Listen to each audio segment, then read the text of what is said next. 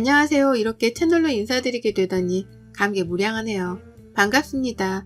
저는 서울 토박이로 30대 초반 여자이고요. 저희 집의 문제아이자 철없기로 소문이 난 제 시누이 때문에 긴 사연을 들고 와봤습니다. 간단히 가족 소개부터 하자면 저는 2살 연상의 남편이랑 1년 전에 결혼을 했고요. 그런 남편에게 5살 아래의 여동생이 있습니다. 제가 아가씨라고 부르는 제 시누이 말이죠. 저희 부부가 직장생활 때문에 서울에서 자취를 해오다가 결혼하며 살림을 합친 지 이제 막 1년입니다. 서울 집값을 무시 못해서 집을 사지는 못했고 각자 살던 집의 보증금을 빼고 모아놓은 돈을 태클까지 모아서 작은 전셋집 하나를 마련했어요. 당연히 신혼부부 전세자금 대출도 받았고요. 양가 부모님들은 아무 도움을 주지 않으셨습니다. 부끄럽기도 한 말이지만 양가 부모님 모두 다 노후 준비가 그리 썩 잘 되어 있질 않으세요. 천만다행히도 저희 부모님은 들어오는 연금도 센 편이고 건강하시니까 그럭저럭 큰돈 안 들인 채로 버티고 계시는데요. 시부모님의 경우에는 할 말이 없을 지경이랍니다. 남편이 다달이 시댁으로 보내주는 용돈 액수만 해도 벌써 50만원이 되고요. 그러는 와중에 결혼하고 나서야 알았어요. 시부모님 사시는 집이 자가가 아닌 월세고 그 집에서 나오는 공과금까지도 남편이 따로 내주고 있다는 걸 말이죠.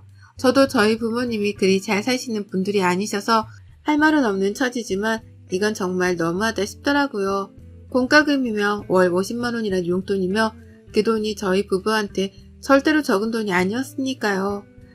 이런 돈 문제만으로도 저는 결혼 1년 만에 10년은 폭삭 늙어버린 것 마냥 마음고생을 하며 사는 중이었습니다.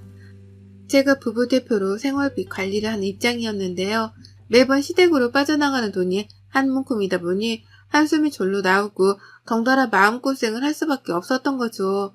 남편이랑 빨리 자리 잡아서 빌라이더라도 나만의 자가를 마련해보고 싶은 꿈이 있었는데요. 그랬던 꿈마저 결혼하자마자 산산조각처럼 부서져 나가버린 바람에 살짝 살 의욕을 잃기도 했답니다. 남편과의 부부 사이도 벌써 10년을 함께 산 부부인 것 마냥 조금은 소원해지기도 했고요. 아무튼 여기까지가 저 그리고 제 남편의 소개였습니다. 소개만으로도 벌써 숨이 꽉 막히는 기분이죠. 하지만 지금부터 저희 얘기를 들으신다면 더욱 큰 걱정으로 저를 바라봐 주실 겁니다. 저에게는 시부모님만큼이나 아니 오히려 더 심하다고 할 수 있는 시누이가 함께 존재하고 있었으니까요. 저하고 3살 차이가 나는 시누이는 현재 저희 신혼집에서 같이 생활하고 있답니다. 네, 아직 결혼한 지 1년밖에 안 된 신혼부부 집에 시누이가 함께 새들어 살고 있는 중이에요. 이렇게까지 되는데 참 많은 일들이 있었습니다. 남편이랑도 지지고 볶으며 논쟁을 해보고 시부모님께 회유도 당하다가 혼도 나고 욕도 먹고 참 많은 일들이 있었죠. 저희 시댁이 경기도거든요. 지하철로 왔다 갔다 하면 서울까지 오는 데에 1시간이 조금 넘게 걸리는 정도입니다.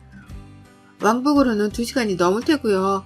시누는 대학도 졸업했고 제가 알기로는 대학 시절에 교환학생도 다녀왔다고 들었어요. 본인이 유럽에 로망이 있었다면서 귀엽고 동유럽 쪽으로 한 학기를 다녀왔다고 하더라고요. 제가 알기로는 시댁이 그리 여유가 있는 편도 아닌데 시누가 교환학생도 다녀왔다고 하니 뭐 대단히 장학금이라도 받고 유학을 다녀온 줄 알았습니다. 그래서 대단하고 부럽다 말을 해본 적도 있죠. 그런데 신우가 이런 제 말에 너무나 당당하게 대답을 하더라고요. 오빠가 보내준 거예요. 우리 오빠 짱! 이라고요. 네, 그때야 저도 알았습니다. 하다하다 우리 남편이 신우의 유럽 여행까지 경비를 대줬다는 걸 말이죠. 들어보니 유럽에 가서는 공부도 거의 안 하고 밖에 나가 술 마시고 친구 사귀기만 급급했던데 그 과정에서 들어가는 용돈은 전부 다 제 남편이 송금까지 해 뒷바라지를 해줬더라고요.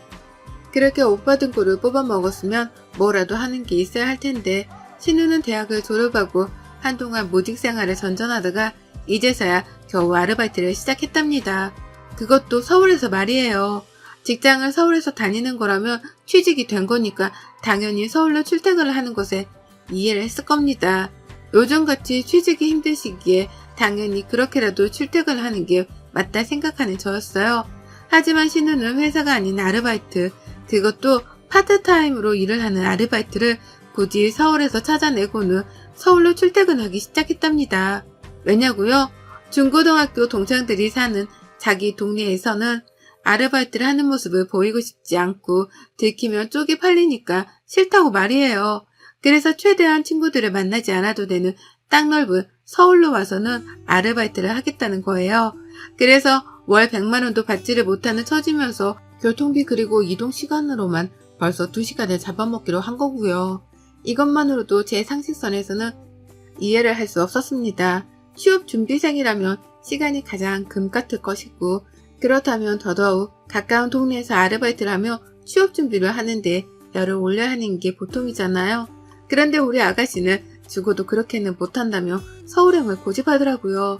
그러면서 퇴근 후 집으로 가기는커녕 알바하는 곳에서 사귄 친구들이랑 몰려다니며 저조차도 한 번 가본 적이 없는 서울 안내 술집이란 술집을 모조리 다녔댔습니다. 보고 있으면 저렇게 사는 게 가능한가 싶을 정도로 한심했고 그러는 와중에 저희 남편한테 한두 번씩 용돈을 달라며 손을 벌리는 모습에 화도 났어요. 그런 여동생이 귀엽다면서 지갑을 활짝 열어주는 남편의 모습에도 실망을 하기는 매 한 가지였고요. 이런 문제들이 언젠가는 터지겠다 싶었습니다. 돈을 모아야 하는 부부인데 시부모님과 시누이한테로 나가는 돈이 많은 이상 언젠가는 저하고 돈 때문이라도 크게 싸우겠구나 싶었죠. 그래도 신혼이니까 최대한 말싸움이라도 자제해보겠다며 제 승질을 눌러 살고 있었는데요. 그런 신우가 저희 집으로 들어오게 되고부터는 더 이상의 참을성이 발휘되지 못했답니다. 신혼인데 신우이랑 한 집에 살라니요. 말이 안 되는 말이었는데 신우는 귀엽고 저희 집으로 짐을 싸서 들어왔답니다. 그 이유가 뭔 줄 아세요? 집에서 서울로 알바를 위해 출퇴근을 하는 그 시간이 너무 아까워 죽겠다는 것이었어요. 저 같으면 술집 다니면서 퇴근 시간을 뒤로 미룰 바엔 차라리 집으로 향할 텐데 신우는 더 늦게까지 술을 마시지 못하고 막차를 타고 집에 가야 한다는 그 사실 자체가 너무 싫다는 겁니다. 그러면서 저를 쏙 빼놓고 시부모님 그리고 남편한테만 저희 집으로 들어가 살게 해달라고 오래전부터 고집을 부려왔다네요. 그러다가 남편이 더 이상 안 되겠다면서 저를 설득해 보겠다는 대답을 한 그 순간 신우이가 무작정 짐을 싸들고 집으로 쳐들어온 것이었고요. 저희 집에 방이 2개였어요. 하나는 당연히 부부방이고 다른 하나는 짐들을 놓는 선반 큰 걸로 벽에 붙여놓고서 그 맞은편에는 컴퓨터 책상을 들여놨습니다. 남편이 가끔 집에서도 일을 해야 할 때가 있어 그때를 대비해서 서재처럼 쓰게 해놨죠. 근데 신우가 그 방 비어있는 거나 다름없지 않냐면서 쳐들어온 거예요. 그리고는 그 방을 정말로 싹 다 비우고 자기 방으로 쓰기 시작했고요. 나이도 어린데 어디서 이렇게 남 생각도 못한 채 뻔뻔하게 굴 수 있는 건가 싶더라고요. 뻔뻔하게 내 남편에게 도움을 요청하는 모습이 시부모님과 다를 것 하나 없어 보여서 섬뜩하기도 했답니다. 하지만 그 순간에 받았던 섬뜩함은 살면서 겪은 경험들에 비하면 아무것도 아니었어요. 이제 막 신우이랑 함께 살게 된 지가 2달이 조금 넘어가는데요. 저는 그 짧은 시간 동안 혀와 입이 너덜너덜해졌을 정도로 남편과 미치도록 논쟁을 펼쳤답니다. 신우이를 내보내달라는 저의 입장과 잠깐만의 거주일 뿐이니 이해를 해달라는 남편의 입장이 팽팽하게 맞섰거든요. 저희 남편이 지동생을 평소에도 끔찍하게 아끼는 편이었습니다. 가족사랑이 워낙 특출나고 그 집안의 기둥이나 다름이 없다 보니 시댁 챙기는 것만큼은 제가 봐도 정말 으뜸이었어요.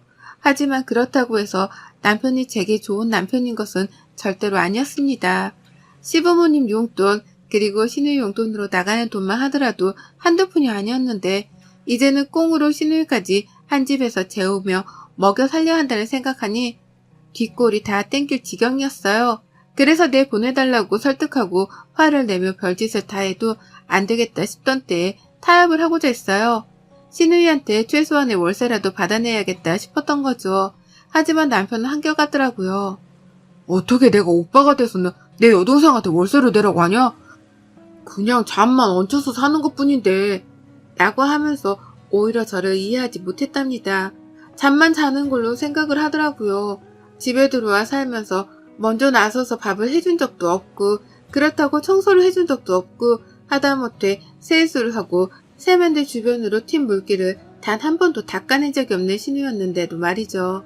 가정주부도 아니고 그렇다고 집에서 살림해주는 가정부도 아닌 저에게 당연하다는 듯이 세탁물을 건네주며 빨아달라고까지 말을 하던 신우였습니다. 그런데 남편은 그런 모습을 본 적이 없다는 이유만으로 자기 여동생을 남이 아닌 손님 대접도 해주라며 절 타일렀어요. 마치 제가 못되어 먹은 생각을 하며 자기 여동생을 쫓아내 복리만 한다는 것 마냥 비아냥대면서요. 그런 취급을 받는데 정말 너무 서럽더라고요. 결혼하고 나서 가뜩이나 눈물이 많아진 저였습니다. 혼자 살 적에는 돈이며 시댁이며 그런 사소한 것들에서 오는 걱정들이 하나도 없었기 때문에 많이 즐기고 살았는데요. 결혼하고 나서부터 자잘한 것들이 주는 스트레스가 너무 크더라고요. 그런데도 남편은 처음부터 끝까지 저를 이해하지 못하는 사람에 속했기에 내 배우자가 믿을 만한 사람인가 싶은 의구심마저 들기 시작했답니다. 첫 단추가 제대로 꼬였으니 그 후에 꼬매려는 단추들이 연속해서 얽힐 수밖에요. 저희 부부의 관계는 시댁 식구들 때문에 딱 그런 식으로 얽히고 설키며 꼬여갔어요. 그런데도 남편은 신우가 계속 저희 집에서 지내는 걸 허락하는 입장이었고 언젠가부터는 내 집안에서 내가 외톨이가 되어갔어요.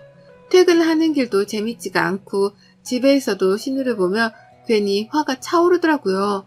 같이 TV라도 보면 신우는 손가락 발가락 하나 까딱하지 않은 채 드러누워 있으려고만 하고 그런 신우 옆에 앉아 같이 수다를 떠는 남편을 보면서 혹 신우가 남편의 마누라인가 싶은 더러운 생각도 들었답니다.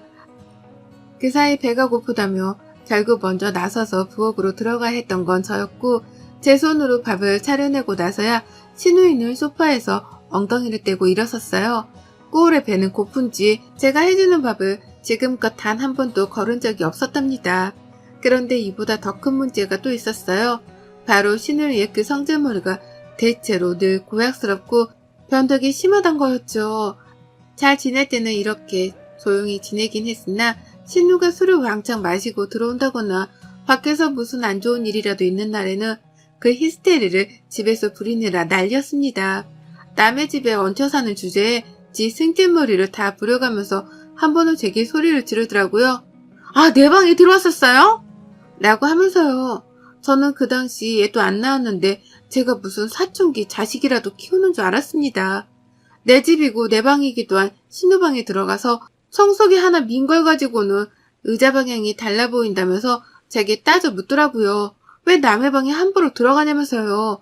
보다 못했는지 남편이 나서더라고요. 소리 그만 지르고 배달 음식 먹고 화풀나면서 신우를 달래주겠다고 또 돈을 쓰려 했답니다.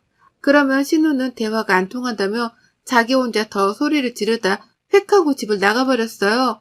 네, 다 큰 성인이 그냥 그러고 지 혼자 토라져 집을 나가버리는 황당한 상황이 연출된 거죠. 그러면 남편은 그런 신우를 잡겠다고 따라 나섰다가 무시했다가 또 전화를 했다가 결국 용돈을 주겠다는 말을 하고 나서야 신우를 데려올 수 있었답니다. 신우가 용돈을 주겠다는 남편의 말에 화가 풀려서는 집으로 기어 들어왔거든요. 옆에서 이런 남매의 모습을 지켜보며 정말 머리가 빙 도는 줄 알았네요. 뭐 이런 것들이 다 있나 싶어서 말이죠. 내일 모레 서른인 아가씨가 화를 내며 내 집에서 내 집을 뛰쳐나가는 것도 황당해 죽겠는데 그런 신우의 화를 풀어준다며 회유하고 달래다 급기야 용돈을 준다는 말로 회유를 하는 남편이라니. 제가 어디서부터 어디까지 이해를 해야 하나 싶은데 더 화가 났던 것은 바로 그 용돈에 있었어요. 남편이 주겠다고 한 그 용돈을 감히 저희 부부 생활비에서 빼다 준 겁니다. 집이 자가도 아니고 현재 전세자금 대출도 걸려있고 앞으로 가정을 일구려며 모으고 벌어야 할 돈이 산더미 같은데 답도 없는 인생을 사는 신우이의 기분 하나를 풀어주겠다며 우리 생활비를 쪼개다가 가져다 준 거예요. 황당히 말도 안 나오는 이 답답한 상황이 지난 2달이 넘는 시간 동안 무려 4번이나 반복이 되었습니다. 매번 신우이가 화가 난 이유는 달랐었고 대다수는 이미 신우이가 밖에서부터 기분이 나쁜 채로 집에 들어왔을 때 벌어졌어요. 밖에서 화가 나서 집안에서 엄한 사람한테 화풀이를 했던 거죠. 대체로 그 엄한 사람은 저였고요. 그리고 바로 일주일 전 신우가 또 집을 나갔어요. 얘가 글쎄 그동안 남자친구를 사귀었는데 그 남자친구가 알바하는 식당에서 같이 근무를 하던 동료였나 보더라고요. 그런데 그 남자친구랑 싸우는 바람에 같이 일하는 내내 불편하고 속이 뒤집어질 것 같았다는 말을 방 안에서 소리를 지르며 하더라고요. 자기 친구한테 말이죠. 어찌나 소리를 질러대는지 저조차 눈치가 보일 지경이었어요. 그런데 그때 신우가 갑자기 방에서 문을 열고 나왔습니다.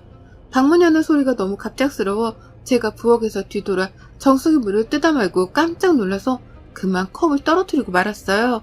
물은 사방으로 튀기고 흘렀고 제 양말은 이미 다 젖었답니다. 이 상황에서 여러분들은 어떻게 하실 건가요? 당장에 괜찮냐며 물어봐야 하는 게 먼저이지 않나요? 적어도 우리 남편 때문에 얽힌 가족이라면 말이죠. 그런데 신우는 이렇게 말했답니다. 지금까지 내 얘기 엿듣고 있었어요? 왜 엿들었어요? 집이 코딱지만 해서 아무리 대화가 잘 들린다고 하지만 너무 애위 없는 거 아니에요? 라고요. 그러니까 신우는 지금까지 밖에서 지 남친이랑 싸우고 들어올 때마다 저희한테 화풀이를 하고 집을 나간 것 같은데 생각할수록 분했습니다. 남의 집에 멋대로 쳐들어와 얹혀 사는 걸로도 이미 충분히 화가 날 수밖에 없는 상황이었는데 집주인 눈치를 보며 잘 지낼 생각을 하기는커녕 지 성질을 있는 그대로 표출하다니요. 그것도 아직 다 친하지도 않은 저한테 말입니다. 내가 얼마나 만만했으면 일어나 싶기도 하고 지 오빠를 얼마나 우습게 여기면 오빠가 옆에 있는데도 저한테 소리를 지를 생각을 했을까 싶더군요. 그래서 남편을 쳐다봤어요. 어떻게 반응을 하는지 보려고요. 제 남편은 소리치는 신우를 말리겠다며 바로 저희가 있는 부엌으로 오긴 했습니다. 옆에 와 서 있긴 했어요. 그런데 아무런 말을 하지 않았습니다. 상황을 파악하고 말고 따질 것도 없었는데 그 와중에 신우가 왜 화가 나는지를 파악하겠다면서 팔짱을 끼고 신우 말을 귀 기울여 듣더라고요. 거기에서 제가 1차로 열받았고요. 두 번째로는 이내 입을 연 남편의 말 때문이었습니다. 일단 화 풀고 진정하고 오빠한테 말해봐봐. 왜? 뭐가 그렇게 화가 났는데, 어? 오빠한테 말해봐. 오빠가 들어줄게. 라고 티 여동생부터 달래더라고요. 바닥이 흥건한 부엌을 치워줄 생각도 제게 괜찮냐고 한 번쯤 물어봐줄 생각도 안 한 채 말이죠. 그래서 더는 긴 말 하지 않았습니다. 그 자리에서 바로 이렇게 뱉어내고는 짐을 쌌습니다. 니들끼리 잘 살아봐. 나는 너랑 더는 이렇게 못 사니까 이혼할 거고 너는 이 집 당장 뺄 각오나 하고 있는 게 좋을 거야. 진짜 뭐 같은 것들이 꼴에 핏줄이라고 챙기고 있네? 라고요. 안방에 들어가 짐가방을 싸는 동안에도 남편은 심각성을 인지하지 못한 채 방으로 따라 들어오지도 않았어요. 그 덕에 저는 방해받지 않고 바로 짐을 쌌고요. 현관까지 무거운 가방을 들고 나서는 저를 보고서야 남편이 여보, 아이 왜 이래 가족들끼리 라며 따라 나오더라고요. 하지만 저는 그런 남편은 쳐다도 보지 않은 채 뒤에서 팔짱을 끼고 서있던 신우한테 고했습니다. 야, 너 내가 이혼해도 그냥 이렇게 집을 나가면서 이혼할 줄 알지? 딱 기다려. 이 이혼은 다 너 때문이고 내가 너한테 유죄로 소송부터 걸면서 이혼할 거니까. 어린 게 귀엽다고 봐주고 있었더니만 어디 감히 집주인한테 주제 파악을 못하고 소리 질러? 내가 네 화풀이 대상이야? 너 딱 기다려. 곧 너한테 소송 걸 테니까. 라고 말이에요. 일부러 겁 좀 먹으라면서 손가락질까지 정확히 해대가면서 신우한테 소송을 걸겠다 통보를 했어요. 그러자 신우가 그제서야 건방지게 끼고 있던 팔짱을 빼내며 제 말에 귀라도 기울이려는 척을 하더라고요. 겁을 먹었던 거죠. 하지만 이미 때는 늦었답니다. 저는 그렇게 집을 나섰고 절대로 남편이 찾아와서 싹싹 빌기 전까지는 신혼집에 들어갈 생각이 없었어요. 당장 갈 곳이 없었으나 급한 대로 아직 결혼하지 않고 사는 싱글 친구 집으로 들어갔고 지금까지 일주일 내내 얹혀 사는 중입니다. 남의 집에 들어와 얹혀 사는 게 결코 편하지 않다는 걸 누구보다 제가 잘 아는지라 친구한테는 숙박비라도 두둑하게 챙겨줬어요. 이제 이혼하는 마당에 생활비를 모으면 뭐하겠냐는 생각으로 돈은 아낌없이 지불했습니다. 퇴근하면 밥도 제가 하고 청소도 하면서요. 살만 하더라고요. 내 집이 아닌데도 불구하고 신우가 없다는 생각 그 하나만으로도 너무 날아갈 듯 기뻤어요. 남편은 생각도 안 하고 있었고 진짜로 뱉은 말에 책임이라도 져보자는 생각으로 뒤늦게야 인터넷에 검색을 해가며 소송에 대해 알아가고 있었는데요. 남편이 찾아왔어요. 제가 그 사이에 남편 전화번호도 싹 다 차단을 해버려서는 연락을 아예 안 하고 있었거든요. 저희 친정 부모님께도 그간 있었던 일들을 얘기하며 남편 연락처는 차단하라 못을 박아둔 바람에 친정하고도 연락이 안 되었을 거고요. 근데 글쎄 남편이 제 친구들까지 수소문을 해서는 용케도 제 친구한테 연락을 했더라고요. 친구는 저한테 먼저 동의를 구하고서 집을 알려줬고요. 일단 남편이 무슨 말을 하는지는 들어보고자 만났습니다.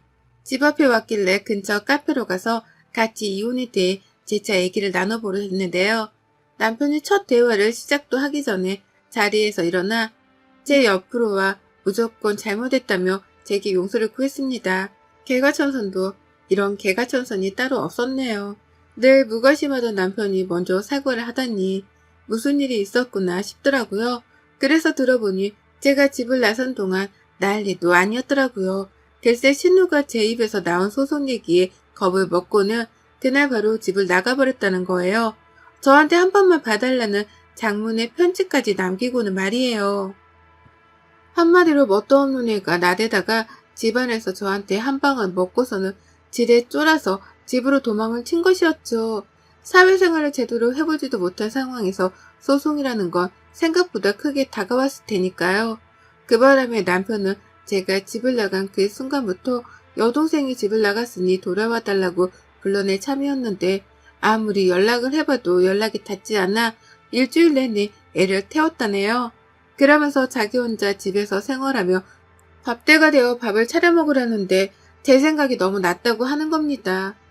애먼 동생을 챙긴다고 가장 가까이 있는 저를 내쳐왔구나 싶어 죄책감도 가졌다고 하고 말이죠. 그 말을 듣는데 그냥 다 짜증이 났어요. 왜 진작부터 나를 배려해줄 생각을 못했을까 싶어 남편에게 실망했단 말도 솔직히 내뱉었고요. 그리고 또 한 가지, 지금 친구 집에 얹혀 살며 지내는 이 순간이 해방감까지 들 정도로 너무 좋다는 말을 하며 결혼 생활에 대해 다시금 생각해보자 선언을 하고 먼저 자리를 일어났습니다. 당연히 남편은 자기 여동생한테 한 것처럼 이제는 저한테 매달리고 어루 달래려 하며 붙잡더라고요. 화를 풀라고 말이죠. 하지만 남편이 그러면 그럴수록 저는 더 섭섭함이 커져갔어요. 나한테도 충분히 이렇게 잘해줄 수 있었던 사람인데 그동안 우선순위가 신우여서 신우한테만 잘해줬다고 생각을 하니 가슴이 아팠던 거죠. 이럴 거면 왜 결혼까지 했나 싶기도 했고요. 그래서 전 붙잡는 남편을 재차 뿌리쳤습니다. 그리고 당분간은 이 집 나온 처지를 이어갈 것 같아요. 다시 집으로 들어가긴 해야겠죠? 내 지분도 있는 내 집이고 대출금을 생각하면 머리가 미어 터질 것 같거든요. 하지만 남편하고는 정상적인 부부 생활을 하지 않을 생각입니다. 남편이 저를 완전한 우선순위로 두고 챙기려 할 때까지 저는 신우가 했던 것처럼 똑같이 삐지고 화를 내고 소리치다 용돈 달라는 소리를 불사질러서라도 이번 참에 저의 위치를 재조정할 생각이에요. 이미 계획에 성공적인 건지 차단을 푼 남편으로부터 매일같이 집으로 돌아와 달라 음성 메시지를 남기고 전화를 한답니다. 다만 전 신우처럼 건방 떨고 무관심으로 일관하며 끝까지 튕기고 있네요. 앞으로도 쭉 이렇게 성질 부려가며 남편을 들어다 놨다 해야 할까봐요. 여러분의 생각은 댓글로 남겨주세요. 오늘도 시청해주셔서 정말 감사합니다. 안녕하세요. 저는 그냥 평범한 30대 주부였습니다. 너무 답답하고 속상했던 제 인생 하소연해보고 싶어 이렇게 사연을 보내게 됐습니다. 저는 20대 후반 지인의 소개로 남자를 소개받았습니다. 푸근한 인상이 통통한 몸매, 아주 평범한 직장 남자였어요. 한눈에 끌리는 사람은 아니었지만 얼굴값 하는 것보단 100배, 1000배 낫겠다 싶어 그 남자와 몇 번 더 만남을 가져봤어요. 얼굴만큼이나 별 다를 게 없는 그런 남자여서 저는 더 결혼 상대로 괜찮겠다라는 생각이 들었고 그쪽 역시 저와 비슷한 생각을 가지고 있어서 저희는 만난 지 2달 만에 결혼을 하게 되었어요. 남편 외모나 조건이 뭐 하나 특출난 게 없으니까 진짜 바람 걱정은 안 해도 되겠다 싶어 저는 항상 남편을 거의 방치해뒀어요. 남편 역시 여자에게 별 관심이 없어 저희는 생각보다 정말 잘 맞았어요. 그래서 신혼 초 더 좋았던 것 같아요. 서로 터치하는 거 없이 각자의 삶을 존중해주고 잠자리는 서로의 마음이 통할 때만 하는 걸로 합의를 보니 정말 최고의 룸메이트 같았어요. 그런데 어떤 결혼이든 장점이 있으면 단점이 있는 거잖아요. 역시나 이 결혼의 단점은 존재했습니다. 바로 남편이 막내라는 점이었어요. 그렇다 보니 엄마와 누나 두 명의 사랑을 아주 듬뿍 받고 있었더라고요. 처음엔 나쁘지 않았어요. 왜냐면 남편의 누나들이 남편을 챙길 때마다 저까지 아주 잘 챙겨주셨거든요. 시어머님 역시 남편을 잘 부탁한다며 항상 저에게 친절하게 대해주셨어요. 하지만 이 모든 행복은 딱 1년짜리였어요. 남편은 결혼생활 1년 동안 총 4번 직장을 옮겨 다녔고 그것 때문에 저는 제대로 남편에게 생활비조차 받지 못했어요. 분명 결혼 전 돈 관리는 제가 하기로 합의를 봤었는데 남편이 직장을 자꾸 그만두면서 놀고 먹는 바람에 제대로 된 월급을 받아보지 못했습니다. 저는 그게 너무 열이 받아서 자꾸 남편에게 잔소리를 하게 됐어요. 아니 이번 달에도 생활비를 못 주면 나 혼자 일해서 다 내라는 거야? 언제까지 생활비만 당신 뒤치다거리까지 다 나 혼자 해야 되냐고. 나도 오래 다니고 싶지. 그런데 몸이 너무 힘들어서. 다 힘들어 다. 나도 힘들고 세상 사람들 직장인데 다 힘들다고. 왜 당신만 힘들 거라고 생각하는데? 좀 제대로 좀 하라고. 이날 처음으로 남편에게 화를 내며 잔소리를 했어요. 남편은 완전 기가 확 죽었더라고요. 그런 남편이 조금은 불쌍해 보이길래 퇴근길에 장을 봐서 집으로 딱 들어갔는데 신발장에 못 보던 신발들이 있는 거예요. 저는 갑자기 불안해졌어요. 혹시나가 역시나 시어머님과 형님 두 분이 다 저희 집 소파에 딱 앉아 계시더라고요. 그 사이 제 남편은 아주 편하게 누워 과일을 받아먹고 있었어요. 여보 왔어? 엄마하고 누나가 같이 밥 좀 먹지. 저는 너무 당황스러웠어요. 그 전날 싸운 것 때문에 혹시 찾아온 건가 싶어가지고 괜히 쫄리더라고요. 장봐 왔네? 옳게 오늘 맛있는 것 좀 해주게? 우리 같이 먹어도 되지? 여자 3명이서 조잘조잘 되는데 아주 정신이 쏙 빠졌어요. 저는 일단 음식을 하겠다는 핑계로 부엌으로 갔어요. 그러자 시어머님이 굳이 따라와서 제 요리에 혼수를 두시더라고요. 재료 손질을 왜 이렇게 하냐? 물은 왜 자꾸 틀어놓으냐? 쌀은 왜 이렇게 힘없이 씻냐? 반찬은 왜 이 정도밖에 없냐 등 아주 방언이 터져서 진짜 미치겠더라고요. 그럴 거면 자기가 밥을 하면 되지. 굳이 입으로 요리를 하는 이유가 뭐냐고요. 저는 정말 이해가 안 됐어요. 겨우겨우 밥을 차리고 같이 상에 앉았는데 역시나 전날 싸운 얘기를 꺼내시더라고요. 우리 막내 직장 옮기는 것 때문에 둘이 어제 싸웠다며? 싸웠다기보다 그냥 얘기를 한 거예요. 사람이 살다 보면 회사가 안 맞아서 그만둘 수도 있는 거야. 그치? 네. 옳게 목소리가 안 들리네? 우리 엄마 말이 못마땅해? 아니에요. 그런 거 진짜 아니에요. 너희들은 가만히 있어봐. 우리가 따지는 걸로 오해하겠다. 딱 봐도 일부러 제 귀를 누르려고 하는 게 보였어요. 그런데 악역인 게 싫었는지 지들끼리 아주 북치고 장구치고 하더라고요. 사람들은 다 자기가 맞는 일이 있는 거야.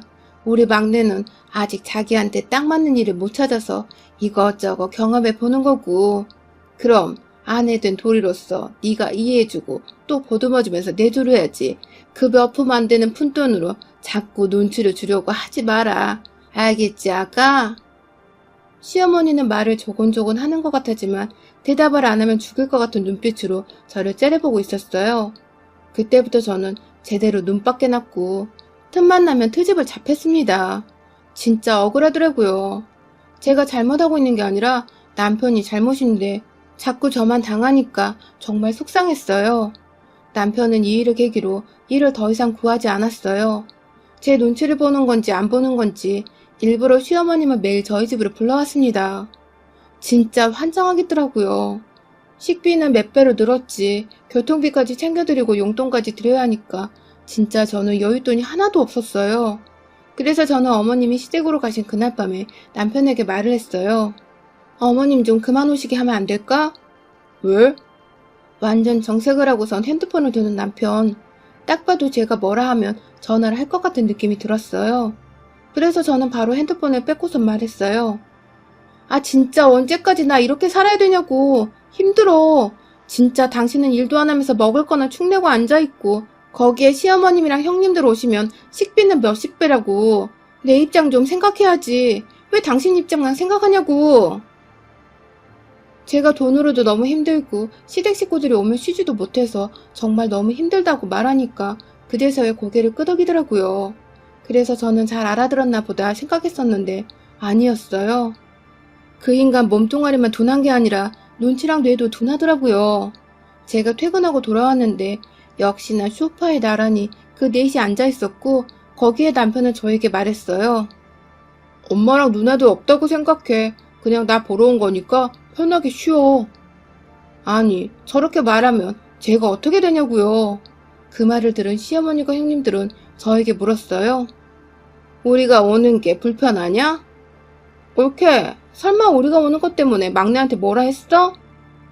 설마, 진짜? 아니지?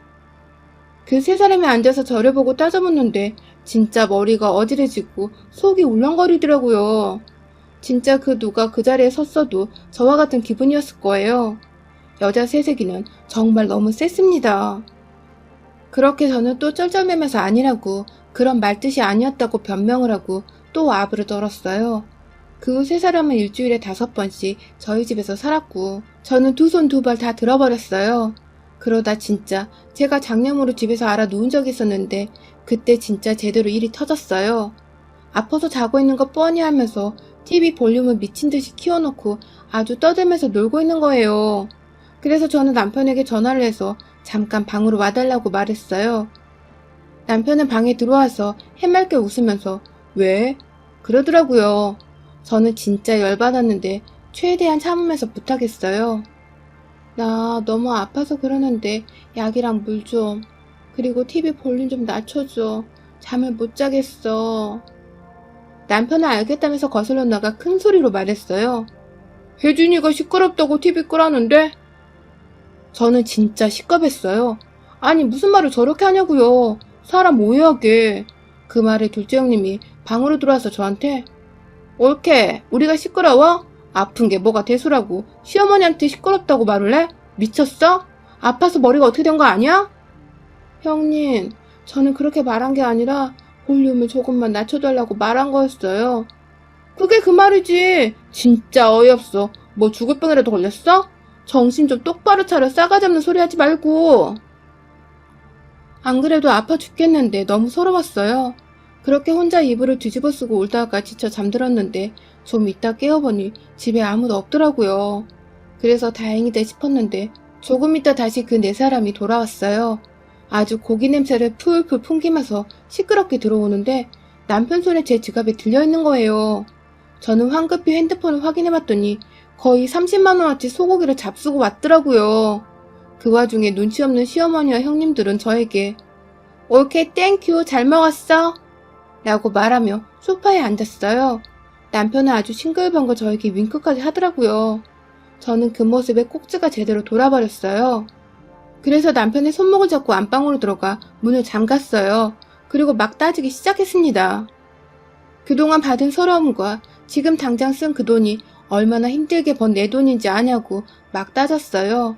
울면서 막 남편의 가슴을 때렸는데 문 밖에선 아주 난리가 났더라고요. 결국 형님들과 어머님은 문을 아주 부서져라 내리치다 문고리까지 고장나서 안방까지 들어왔어요. 그리고 아주 죽일 듯이 제 머리채를 잡고 흔들었어요. 네가 미쳤구나? 감히 남편한테 손을 대?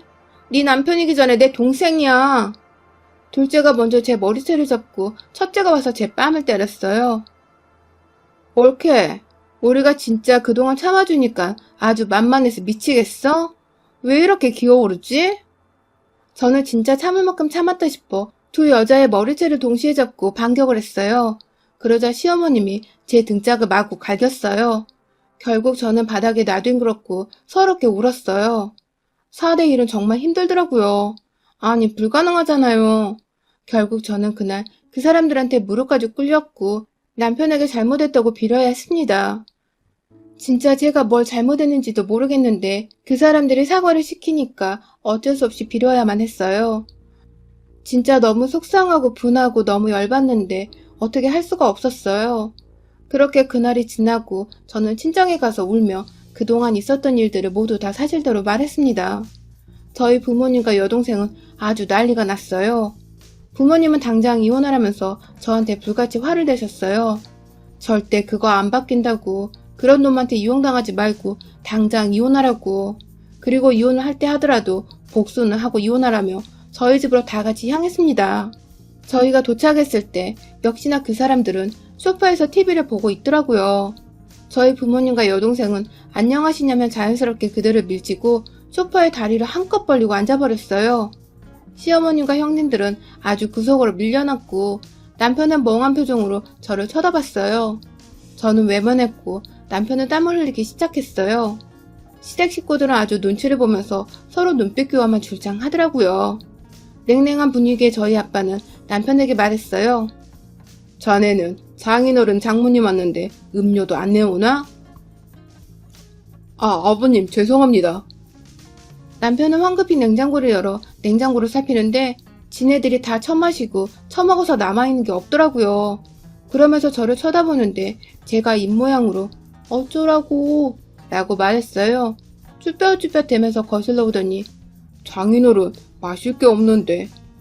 아빠는 완전 인상을 팍 쓰시면서 왜 이렇게 눈치가 없어? 없으면 달려가서 사와야 할 거 아니야?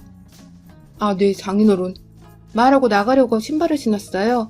근데 남편은 백수라서 돈이 없잖아요. 저를 살짝 부르면서 돈을 달라고 하는 거예요. 저희 가족들은 그걸 보고 완전 헛웃음을 지었어요. 제가 돈을 안 주니까 계속 절 부르는 거예요. 그 모습에 저희 아빠가 또 열받으셔서 자네 몇천 원도 없어서 내 새끼한테 돈 구걸하나? 자넨 몇천 원도 없으면서 뭘 믿고 일을 안 하는 건가? 난 뭐 돈이 많아서 일을 안 구하는 줄 알았지. 그러자 시어머님이 입을 열었어요. 아니 그건 애가 맞는 일을 못 찾아서 그런 거예요. 사돈, 사람들이 다 맞는 일만 하는 줄 아세요? 다들 안 맞아도 열심히 돈 벌려고 하는 겁니다. 1년째 놀고 있으면 이건 문제 있는 거라고요. 시어머님은 아버지가 완전 팩트로 따져버리니까 아주 얼굴까지 빨개져서 아무 말도 못하더라고요. 내 딸이 힘들게 번 돈으로 편하게 살려고 했나 본데 나는 그 꼴 절대 못 봅니다. 뭐요? 그럼 애들 이혼이라도 시키겠다는 말씀이세요? 당연한 걸 뭘 모르십니까? 1년이면 참 많이도 참아줬지. 아무리 양심이 없다 해도 그렇지. 벼룩도 당신네들보다 낫겠어요. 시어머니와 형님들은 줄창 당하니 할 말이 없어졌는지 계속 욕만 하더라고요. 그걸 듣고 있던 저희 엄마가 다시 시어머니에게 말했어요. 내 자식한테 손대셨다면서요? 당황하며 시어머님이 말을 못하니까 형님들이 맞을 짓을 했으니까 맞은 거라고 말을 하더라고요. 그 말에 열받은 엄마는 남편의 뺨을 때리셨어요. 맞을 짓 했으니까 당신 새끼도 맞아야겠네요. 내 딸 피 같은 돈으로 놀고 먹은 값 다시 뱉어내야 할 거야. 당장 내일 소송 진행할 테니까 아주 제대로 혼나보라고. 시어머님은 저희 엄마의 머리채를 잡으려다가 제 동생에게 머리채를 잡혔고 그대로 몸싸움이 일어났습니다. 그 모습에 열이 받은 아버지는 그 사람들을 모두 집 밖으로 내보냈어요. 여기 내 딸이 그동안 혼자 벌어서 혼자 돈 낸 집이니까 당신들은 들어올 자격도 없어. 당장 꺼져. 아예 문 밖으로 내보내고 문고리랑 완전 잠금까지 눌러버려서 밖에서도 열지 못했어요. 그날 저는 가족들과 앞으로의 계획을 함께 이야기했고 말 그대로 이혼 소송을 진행했습니다. 가장으로서 최선을 다하지 않은 죄야 빚을 만든 죄, 그리고 아내를 폭행한 죄, 다양한 것들로 저는 소송을 준비했어요.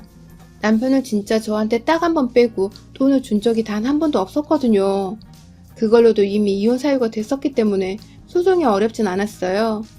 훨씬 불리한 게 많은 쪽이 남편이기 때문에 계속 저에게 합의혼을 하자며 매달렸지만 저는 절대 안 된다고 못박아 말해줬어요.